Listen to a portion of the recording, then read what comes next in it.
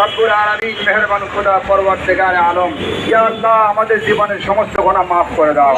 ইয়া আল্লাহ সমস্ত বাংলাদেশের মুসলমানদের গুনাহ খাতা মাফ করে দাও। तमाम বিশ্বের মুসলমানদেরকে তুমি মাফ করে দাও। ইয়া আল্লাহ মুসলমানদেরকে তুমি কবুল আর মঞ্জুর করে নাও। ইয়া আল্লাহ বাংলাদেশের মুসলমানদের প্রাণের দাবি ইসলামী রাষ্ট্র বাংলাদেশকে ইসলামী রাষ্ট্র হিসেবে কায়েম করে দাও।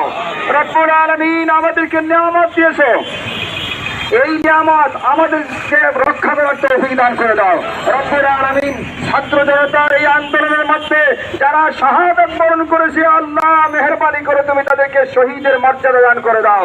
রব্বুল আলামিন ইয়া আল্লাহ আবার আমাদের এই দেশটার উপরে আবার কোন দুর্বিসন্ধিকারী যারা তারা আবার আক্রমণ না করতে পারে, দুর্বিসন্ধি না করতে পারে, আমরা ঠেকাতে পারি, আমাদেরকে সেই তৌফিক দান করে দাও।